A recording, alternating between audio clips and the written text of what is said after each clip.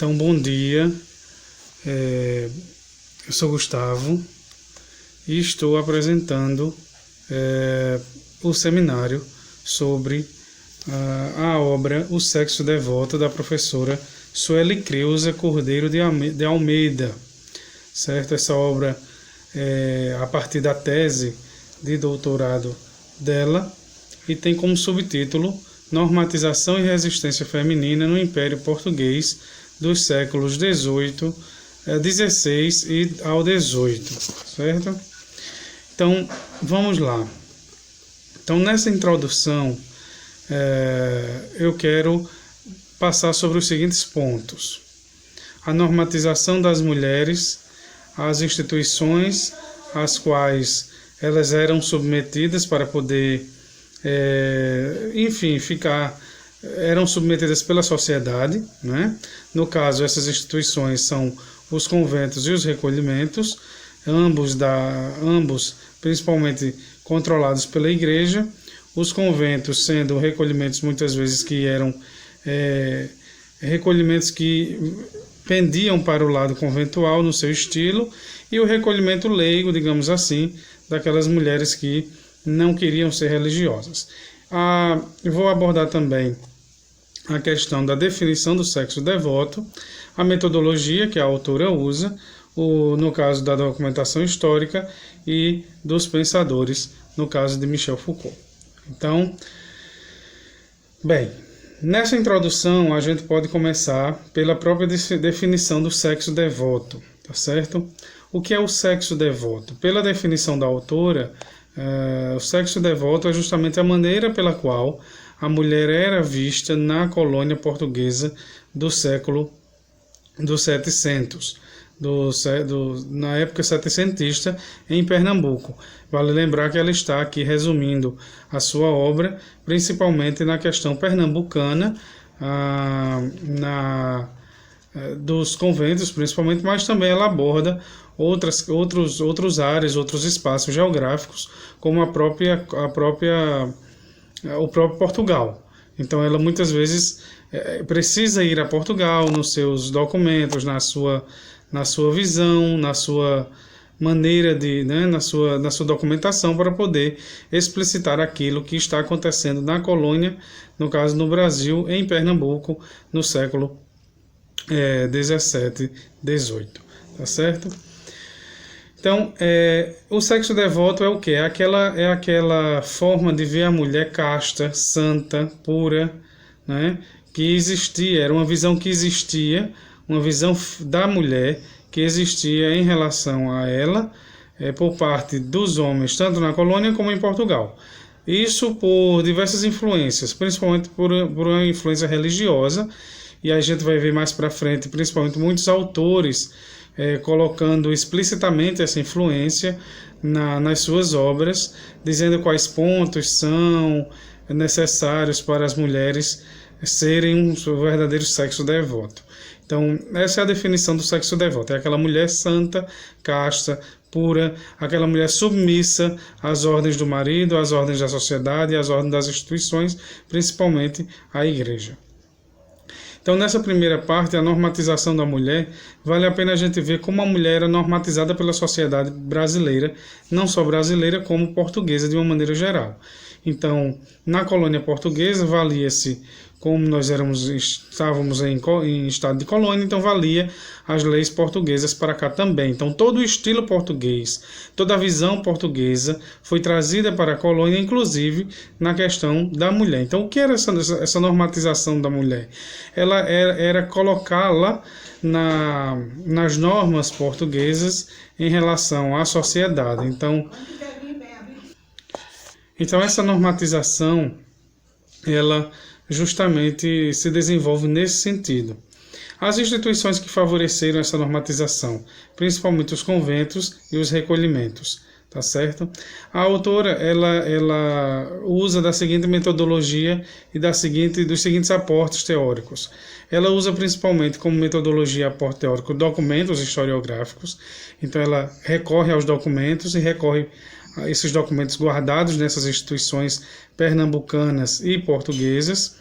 Então ela se utiliza muito de documentação histórica e de pensadores para poder assentar o seu pensamento, de pensadores como Michel Foucault na questão do poder.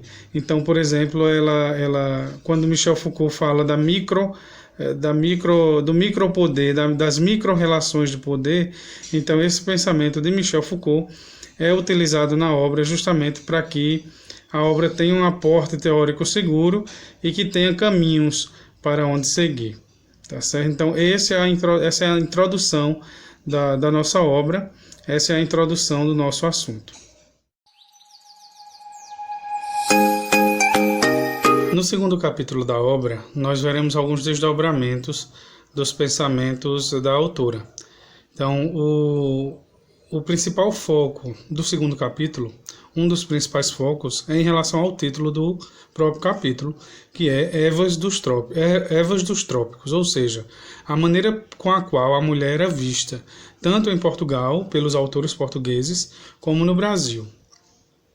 Então, vale aqui relembrar um pouco da história do Brasil e da América, de como é que era visto, né? Como o Brasil, como a colônia portuguesa era vista por aqueles que vinham para cá. Então, nós sabemos muito bem, pelas aulas de história que nós tivemos, pelos estudos que nós tivemos, que o Brasil, principalmente, era visto por uma parte dos portugueses como inferno, mas por outra como paraíso. Então, por que como inferno? Por causa das questões de tempo, das questões, né? Muito mato, muito bicho. Os índios que aqui habitavam, os nativos, né, que aqui habitavam, muitos eram antropófagos, canibais, né, o vulgo canibalismo. Então, isso muito amedrontava os portugueses e aqueles viajantes que chegavam até aqui. Mas, por outro lado, a nossa terra era vista quase como aquela terra bíblica que emanava leite e mel. Por quê? Porque era uma terra, como diziam os portugueses, sem lei, sem rei, sem fé. Ou seja, principalmente aqueles portugueses que vinham para cá para ficar, ou que tinham uma longa estadia aqui, eles verificavam que a terra aqui, como era muito rica, principalmente na questão do pau-brasil, inicialmente, depois nas matérias-primas, nos metais preciosos, lá no século XVIII, mas inicialmente na madeira e não no açúcar. Então eles viam que a nossa terra era muito rica e viam também que aqui as regras eram muito liberais, no sentido de, entre aspas, quase tudo se poder fazer. E isso também incluía as mulheres, né? Essa visão masculina que se tinha das nativas nuas quando chegavam, né? Quando os portugueses chegaram aqui pela primeira vez, que viram as nativas nuas, né? Como está lá descrita na primeira carta, na carta de Pero Vaz de Caminha, né? Com suas vergonhas descobertas e tudo mais. Então essa visão daqui do Brasil, essa visão da colônia, como o céu, como aquela coisa assim, né? Então deu à mulher aquele título de Eva, ou seja, aquela mulher que leva o homem à perdição. Vale a pena lembrar aqui que Eva, no texto bíblico, é justamente a mulher de Adão, aquela que leva Adão a comer do fruto proibido, e a partir disso os dois acabam pecando. Ela peca primeiro, leva ele a pecar. Então essa é a visão que se tem da mulher na colônia portuguesa, ou seja, no nosso Brasil, nesse tempo, tá certo? Então, por uns era tido como inferno por causa dos bichos, dos índios, do canibalismo, daquela coisa toda, das intempéries, e por outro lado era visto como o céu, inclusive na visão masculina em relação à feminina, tá certo? Então, essa visão da mulher sempre lasciva, essa visão da mulher pecaminosa, essa visão da mulher que leva o homem a pecar, ela não está sozinha, ela está numa relação de poder. Então aí a gente vê que, como no primeiro capítulo a autora bem frisou a questão da relação de poder em Michel Foucault, das micro-relações de poder em Michel Foucault. Então a gente pode ver que essa relação entre os portugueses, as nativas, e mais tarde entre os portugueses e as próprias portuguesas ou as próprias brasileiras, essa relação de poder vai se estabelecer não só entre eles, mas na sociedade como um todo. Essas micro-relações de poder. De forma que a visão que o homem vai ter da mulher vai ser a visão daquela mulher submissa. Como eu disse no vídeo anterior, vai ser aquela normatização da mulher, aquela vontade de normatizar o feminino, deixá-la dentro de suas normas, deixá-la dentro de seu padrão, tá certo? Então, de forma que a autora aqui no Brasil, ela coloca 4 grupos de mulheres que estavam aqui no Brasil e que faziam parte dessas micro-relações de poder. São elas as grandes senhoras, ou seja, as senhoras de engenho, aquelas senhoras que estavam submissas a seus maridos e, portanto, submetiam as suas escravas, inclusive maltratando-as. A gente sabe que muitas senhoras de engenho maltratavam as suas escravas por saber que elas tinham relações sexuais com seus esposos, não é? Por N motivos, por uma não satisfação sexual. Então os maridos tinham que se aproveitar das escravas. O outro grupo de mulheres eram as senhoras brancas, aquelas senhoras brancas e mestiças, que faziam parte da sociedade de um modo geral e que eram casadas com grandes proprietários e funcionários públicos, funcionários do Estado português. E, por fim, nós temos as pobres e as escravas que estavam aí na base na base da pirâmide social brasileira, que, como sendo pobres e escravas, não tinham direito praticamente algum. Então elas estavam aí subjugadas totalmente a todas essas outras relações de poder, a todas essas outras mulheres, a todas essas castas femininas, né, de mulheres aí na colônia. Então a gente pode dizer, uma relação de poder dentro da outra. Então existia a sociedade de uma maneira geral com suas relações de poder em relação à mulher de uma maneira geral, e entre as mulheres existia também uma casta de poder na qual uma submetia a outra, tá certo? Então nesse quesito entra aí a questão dos escritos portugueses. Então a autora, voltando-se para o Brasil, ela agora volta-se para Portugal para ver de onde vem qual é a origem desse pensamento em relação à mulher da colônia portuguesa. E quando ela chega nos autores portugueses, ela nota traços bem peculiares que vão totalmente a favor daquilo que o livro propõe, que é a visão feminina como sexo devoto. Ou seja, é uma visão portuguesa na qual a mulher tem que ser submissa, na qual a mulher tem que ser casta, na qual a mulher não pode ter perfeição excedente nenhuma praticamente.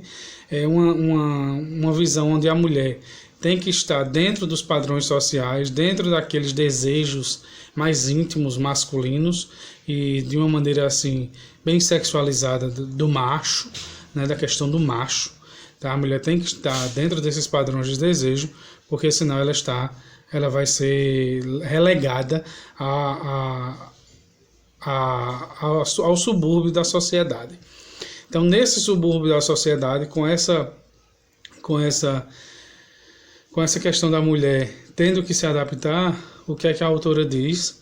Que os abusos na colônia eram frequentes. Então, essas mulheres, muitas vezes submissas, elas eram submissas até demais, ou seja, elas tinham que se comportar de uma maneira socialmente apática, e que muitas vezes isso levava aos homens a aproveitar-se delas, por meio de abusos, né, tanto nas macroestruturas como na micro. Por exemplo, homens brancos que estupravam mulheres brancas, mas principalmente homens brancos que estupravam mulheres negras por causa da sua condição social e da sua classe social, e claro, pelas escravas não terem direito algum, a não ser baixar a cabeça aos seus senhores e obedecer. Então essas ervas dos trópicos, né, essa ideia da mulher como sendo aquela que leva à perdição, é o que justamente está dentro, aí incumbido, dentro de todas essas ideias que eu já falei até agora, tá certo?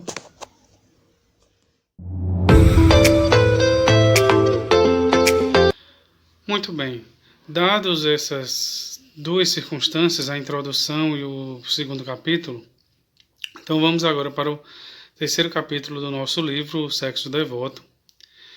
E neste terceiro capítulo, a autora fala muito sobre a questão dos recolhimentos. Ela enfatiza tanto a questão dos recolhimentos, vai tratar da questão dos órfãos, então são questões bastante caras que ela aborda nesse terceiro capítulo. Então, começando pelo recolhimento, ela nos mostra que no Brasil colônia, tanto aqui como em Portugal, existiam vários tipos de recolhimento. Então, não era um tipo só de recolhimento que havia. Assim como esses recolhimentos também tinham objetivos diferentes. Então, existiam aqueles recolhimentos que pendiam para o lado conventual, ou seja, existiam aqueles conventos em que as mulheres, e aí ela dá como característica de cada recolhimento, né? Existiam aqueles recolhimentos com aspecto conventual, até internamente, até a questão interna, a organização interna do recolhimento, ele era propício a estrutura de um convento, inclusive com as mulheres fazendo votos, sendo reconhecido canonicamente, aquela coisa toda. E existia aqueles conventos que não eram conventos, aqueles recolhimentos que não eram conventos, mas eram feitos para as mulheres serem, entre aspas, adaptadas à sociedade. Eram aquelas mulheres que tinham um trabalho, que precisavam de um status social, que precisavam se readequar à sociedade, se por assim podemos dizer, tá certo? Então, as mulheres que eram rejeitadas, principalmente em Portugal, elas eram tidas como um fardo para o governo português, porque não se sabia o que fazer com elas, e aí se levava-as aos recolhimentos, e aí ou elas viravam freiras, ou adquiriam um trabalho, ou coisas do tipo, tá certo? Na questão dos órfãos, que a autora também vai tocar, então não eram só as mulheres que passavam por essas questões. Muitas crianças, visto que, como no vídeo anterior eu falei, existiam muitos estupros, muitos abusos sexuais por parte dos homens em relação às mulheres. Então, os frutos desses abusos, ou seja, as crianças, os inocentes, eles eram também os órfãos, eles eram relegados aos abrigos, afinal de contas, quem ia querer uma mulher grávida de quem não sabia nem quem era o pai? Ou quem é que ia ser, qual era a família que ia querer uma mulher que estivesse grávida de algum homem com o seu status social menor do que a família desta mulher. Então era relegada à mulher e era relegada à criança. A criança era colocada quando não nos abrigos, mas a ferramenta que era utilizada nesses abrigos era justamente a roda dos enjeitados. A roda dos enjeitados era o quê? Inclusive aqui em João Pessoa tinha, ali na Santa Casa de Misericórdia, tá certo? Ali do lado do Hospital Santa Isabel era a Santa Casa de Misericórdia de João Pessoa. E essas Santas Casas de Misericórdia eram as que acolhiam essas crianças, principalmente essas crianças que eram enjeitadas. Então essa roda dos enjeitados era uma estrutura que ficava nos muros das Santas Casas de Misericórdia, na qual se colocava a criança numa roda, se rodava essa roda a criança entrava e a pessoa, geralmente a freira ou quem cuidava do recolhimento lá do outro lado, pegava essa criança e colocava essa criança para dentro. Assim, essa roda fazia com que não houvesse nenhum tipo de constrangimento entre aquela pessoa que dava a criança e aquela que pegava, haja vista nenhuma das duas pessoas se viam. Apenas a criança era colocada na roda e era colocada para dentro, rodava a roda e a criança ia para dentro do abrigo. Então esses recolhimentos, tanto aqui como em Portugal, eles tinham, digamos assim, eles eram de estruturas muito parecidas. E as mulheres que iam para esses abrigos, elas faziam uma forma de resistência também muito interessante, como até aqui na própria obra a autora nos fala. A autora nos fala aqui na própria obra, e eu vou citar aqui algum exemplo, não é, de como essas mulheres, de como essas mulheres elas faziam a resistência a essas instituições, a essa maneira da sociedade vê-las, né, como essas próprias instituições elas tinham suas características próprias, né? Então deixe-me ver aqui um instantinho para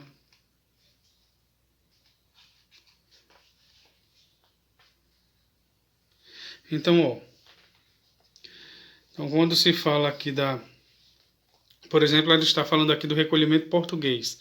Então, como era que o recolhimento, os conventos, os recolhimentos em Portugal se davam? Então, em certo sentido, estas instituições, independentemente do objetivo principal que as orientavam enquanto unidades, apresentavam semelhanças em relação com a Casa da Roda, ou pelo menos se inspiraram em seu modelo, pois reunia sob o mesmo teto mulheres das mais variadas procedências, eram subordinadas a autoridades leigas e dependiam de recursos advindos de esmolas, legados piedosos, aluguel de imóveis, dotes e juros. Então ela diz aqui que vários recolhimentos foram fundados no Brasil colonial e, embora fizessem profissão de um ideal de pobreza, eram raras as casas que não possuíam escravas. Então dá para a gente notar muito bem que esses recolhimentos, tanto no Brasil como em Portugal, eles tinham mais ou menos a mesma característica, né? Eram recolhimentos piedosos, quando não, eles eram pendentes à questão conventual, né? Quando eram leigos, dependia aí de doações para que as mulheres que lá estivessem pudessem permanecer lá. Muitas vezes essas mulheres não recebiam dote, isso era um problema muito grande, porque muitas vezes as mulheres recebiam dote, às vezes os maridos, às vezes a família dava um dote muito abaixo daquilo que era esperado e a instituição ficava pedindo em cima. Às vezes essas mulheres nem dote recebiam, eram simplesmente colocadas nos recolhimentos e lá eram esquecidas e nunca mais eram visitadas pelos seus parentes. Então, nesse capítulo 3, a autora ela vai fazer essa como é que eu posso dizer, essa junção, né, dessa questão das instituições, do recolhimento, tanto do lado conventual como do lado do leigo, e, como eu disse aqui, já falei, das questões, tanto das características do recolhimento, como da questão de como essas mulheres eram rejeitadas juntamente com seus filhos, jogados nos orfanatos, que depois vão se tornar os orfanatos, e a questão da roda dos enjeitados, que era muito usada, né, na época para poder acolher as crianças que eram rejeitadas, tá certo? Então, termino aqui a minha colaboração nesse seminário. Esta é a terceira parte, o capítulo 3. Então, termino aqui a minha participação e agora deixo com vocês o nosso querido amigo Francisco, que vai terminar de fazer uma análise da obra O Sexo Devoto para Nós. Um abraço.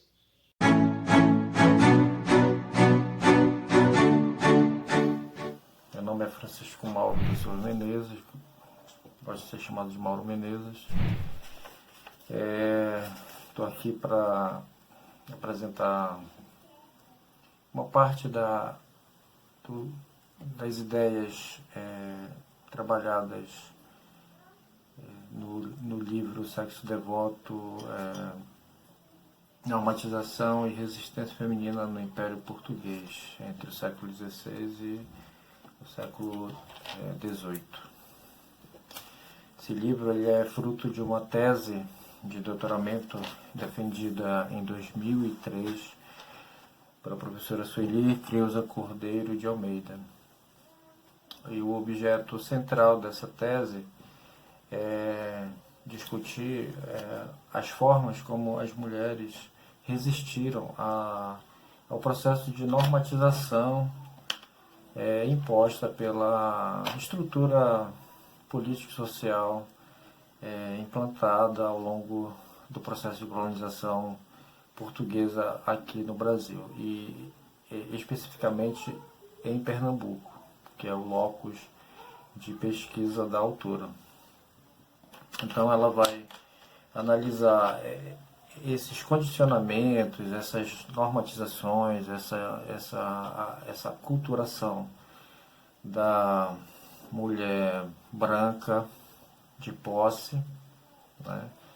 As mulheres da classe dos senhores de engenho, dos comerciantes de sobrado, né? Dos mercadores de sobrado, porque Basicamente, a classe rica desse período ela está em torno da burocracia construída pelo poder português, né?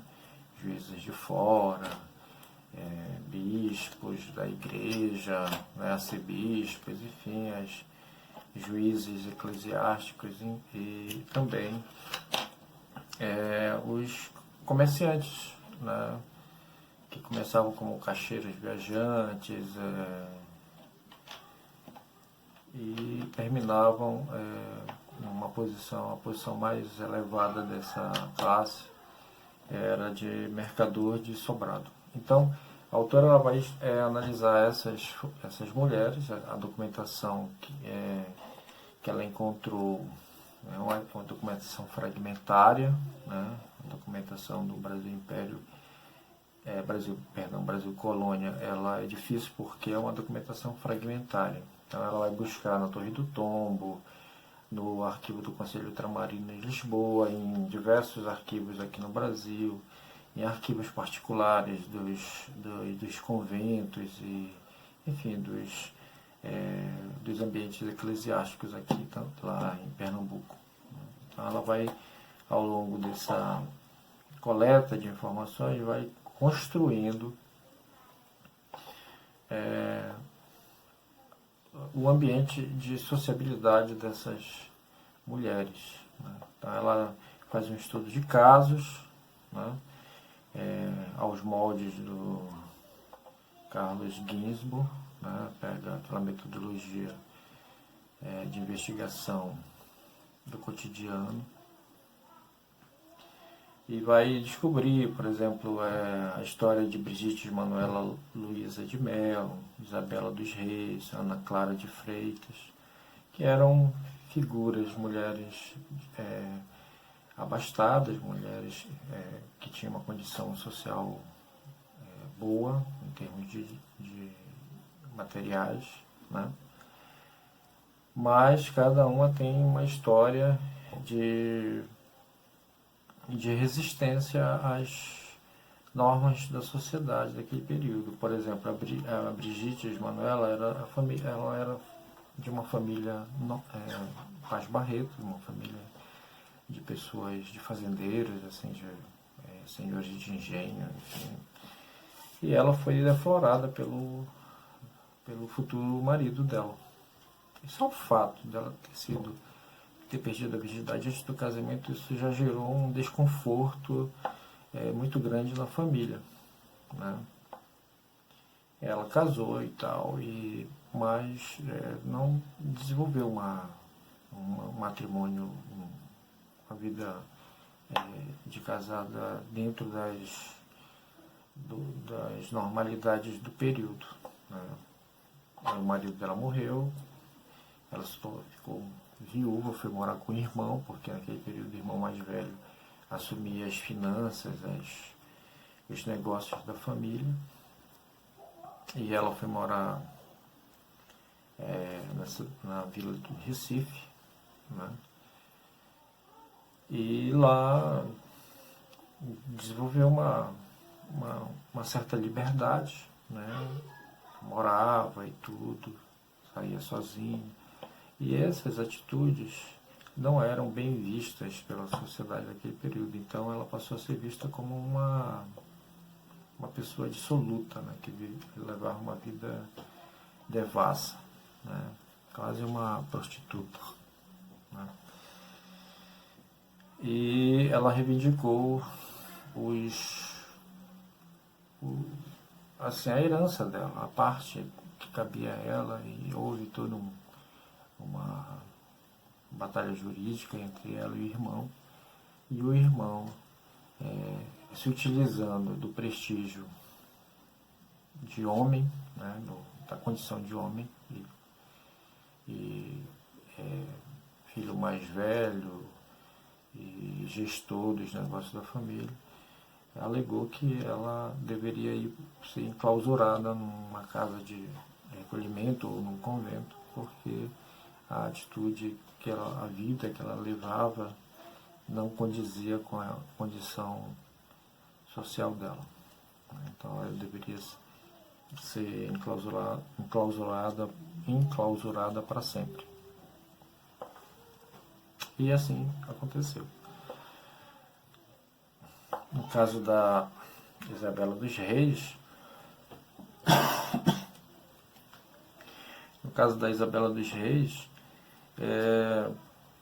e da Ana Clara de Freitas, também são histórias de pessoas que de alguma maneira resistiram a essa normatização da sociedade, né? Por exemplo, a Ana Clara dos Reis, o marido se separou dela e naquele período os maridos, para não desonrar a sua ex-mulher, colocavam essas mulheres em casas de recolhimento, pagavam um tipo de prestação para que elas pudessem ser mantidas nessas casas. Então, o que a autora percebe nesse trabalho é que as casas de recolhimento, elas serviam para preparar as mulheres jovens para casamento, né? Para ter um bom estado na sociedade. Também resolvia problemas de famílias ricas, quando a mulher começava a dar certos problemas, enclausuravam a mulher para que ela não pudesse mais desonrar o nome da família, né? E também essas casas de recolhimento, elas serviam também como banco, né? Porque os associados, as pessoas que mantinham essas mulheres, enfim, essas doações, existiam doações e tal, acaba que o administrador dessas casas emprestava certos recursos, né, que a casa tinha para seus associados, né, as pessoas que de alguma maneira ajudavam. E geralmente eram homens de negócio, às vezes um comerciante que...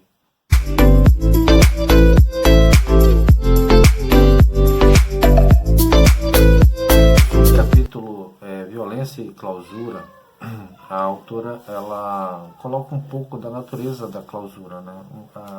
A razão de existir a clausura nas casas de recolhimento, né? E nos conventos oficializados. Existiam duas razões básicas. Uma era o prejuízo que essas mulheres causavam ao patrimônio familiar e também a mácula da honra da família. Dois itens que estimulavam a razão de ser da clausura nessas instituições, né, criadas ao longo dos 700 e dos 800 no Brasil. Então, no geral, as mulheres que iam para esses lugares eram mulheres que ou geravam algum tipo de prejuízo patrimonial para a família, ou geravam a desonra da família em função de ter perdido a virgindade, por exemplo, né, antes do casamento.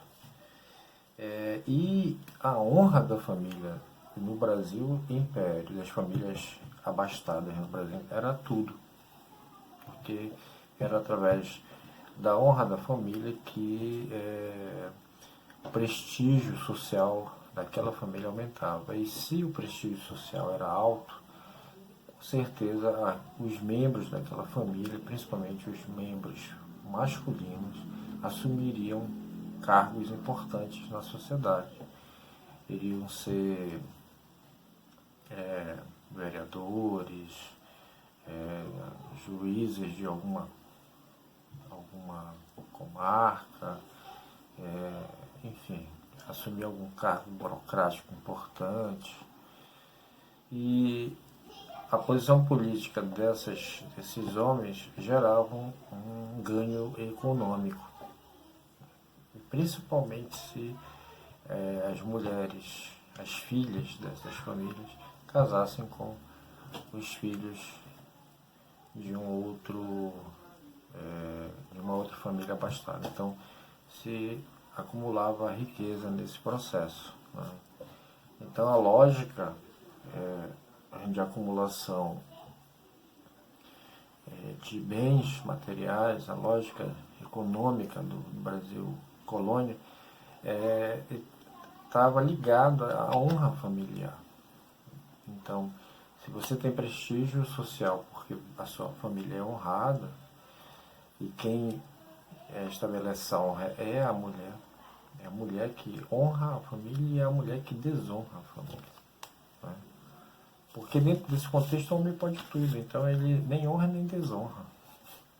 Ele pode tudo, ele casa, ele trai, ele vai para um bordel, ele sai com as escravas, com as índias, com as mulatas, enfim. Então, o homem nem honra nem desonra. O elemento central, né, dessa sociedade é a mulher. E em cima dela recai todo um peso moral, ético, né? Então, se ela honra a família ganha prestígio e a família ganha posição política na sociedade, consequentemente ganha tem algum ganho econômico. Dentro do mercado do matrimônio, acontece casamentos entre as famílias ricas, obviamente há um fortalecimento dessas famílias, do prestígio dessas famílias e também da influência política que elas vão exercer no contexto mais geral da sociedade.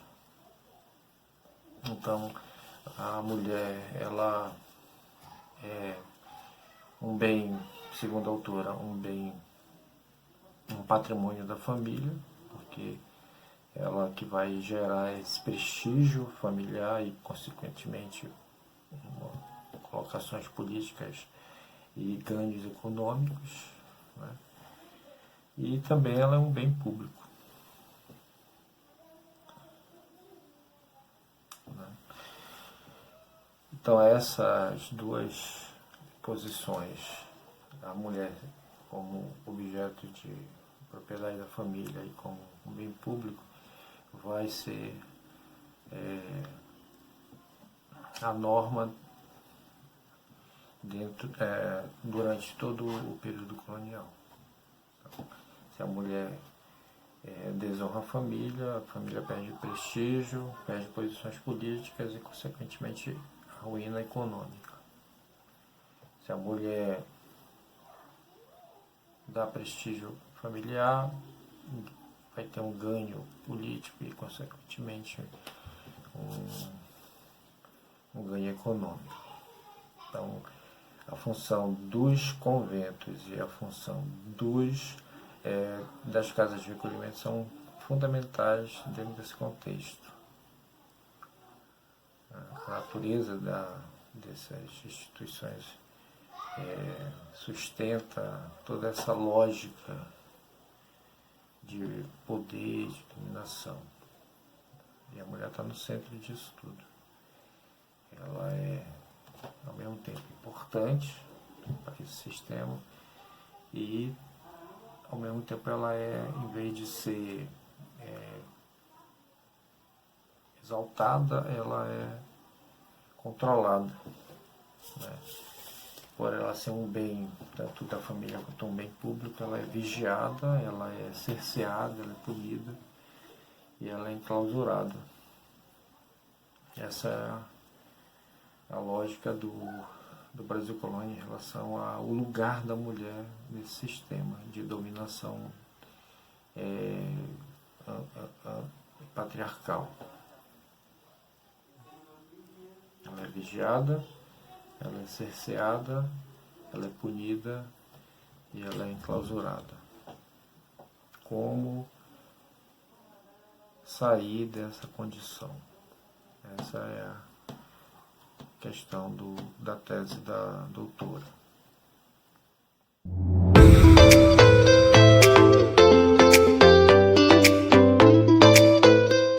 As mulheres de posse, a autora também ela estudou um pouco a condição social das mulheres pobres, né? E a materialização dessa análise está justamente na análise do recolhimento de Iguaraçu, né? O recolhimento de Iguaraçu, ele vai contar um pouco da história de mulheres que não tinham dotes, não tinham condições de ter um casamento onde a condição social mudasse. Então, o único bem que essas mulheres tinham era a virgindade. Então, se elas, pelo menos, garantissem isso, né, não ser defloradas antes do casamento, elas poderiam galgar um espaço talvez melhor no futuro, né, ter um estado, como se dizia no período, né, ter um estado melhor. Então, muitas meninas elas iam para essas casas de recolhimento para, na realidade, garantir um resgate social, né? Porque se elas não fossem, elas seriam trituradas pela sociedade, né? Perdesse a virgindade antes do casamento, já foi. Ia ser mulher da vida, né?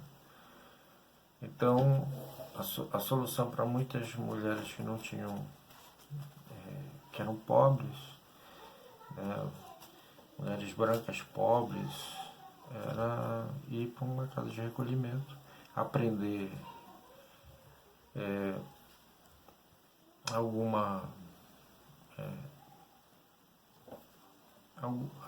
aprender a ser mãe, né?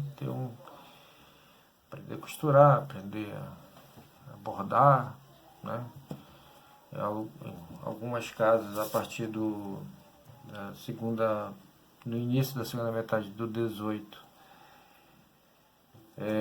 passaram a ser escolas, né? As mulheres que dirigiam essas casas de recolhimento, a partir de 1750 em diante, essas casas assumiram a característica de escolas, escolas de educação, tipo internato, né? Então lá as mulheres aprendiam as primeiras letras, né? Mesmo porque nesse período já circular no Brasil essa ideia de luzes, né, iluminismo, né? A gente não pode esquecer que era a administração do Marquês de Pombal, né? Então, já existia essa necessidade da educação, né? Introduzir a educação pública e tal. E a educação para as mulheres era uma educação básica, né? Aprender português, o latim, algo de contar e somar, né? Para poder dirigir a casa, a família de uma maneira mais, vamos dizer assim, eficiente, né? Então, uma das soluções, uma das estratégias que certas mulheres pobres encontraram de resistir à miséria dessa sociedade era entrar para essas casas de recolhimento. Então, a gente pode concluir que as casas de recolhimento elas serviam a diversos interesses, né? Em algum momento ela servia como banco, emprestando algum dinheiro, né, seus associados. Em algum momento ela educava meninas na perspectiva de um casamento e sair de uma condição de pobreza, né? Ela educava, ela também enclausurava mulheres que por alguma razão estavam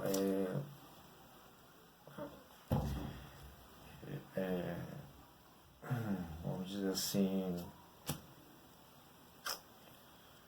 transgredindo a lógica de poder na sociedade. Isso para as mulheres pobres. Agora para as mulheres, e também para as mulheres ricas, né? Essas casas de recolhimento, como a Casa da Glória, Conceição, enfim, que eram casas para essa faixa etária, para essa faixa de social, né? Mulheres abastadas, mulheres com posses, enfim.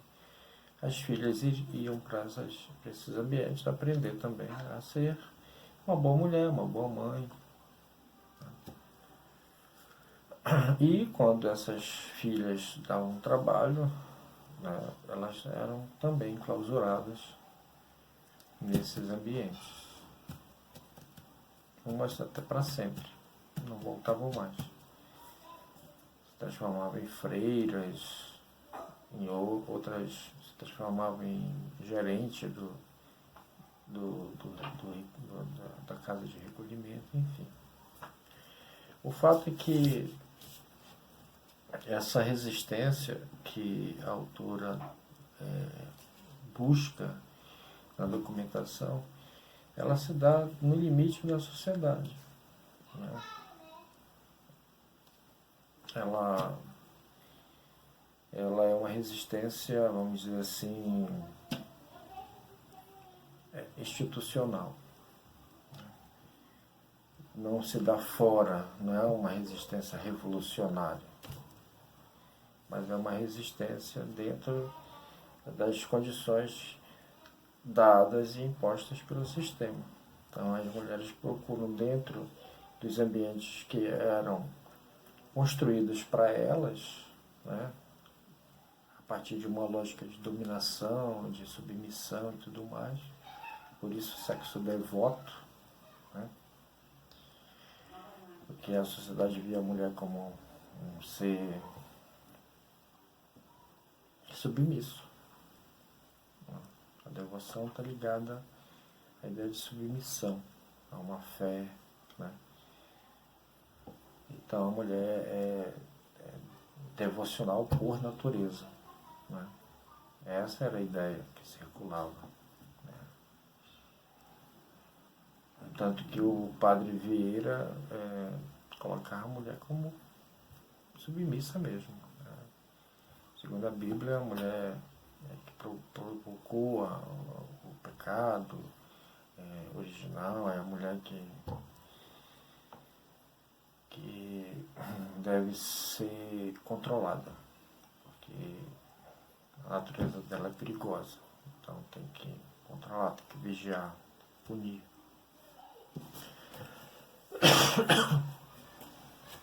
Então é isso. A resistência ela não se dá de uma maneira revolucionária, sim dentro dos limites impostos. E dentro desse lugar da mulher, a mulher procura dar um sentido diferente à vida dela nesse contexto do Brasil colônia.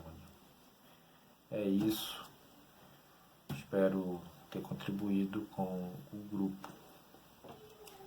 Obrigado.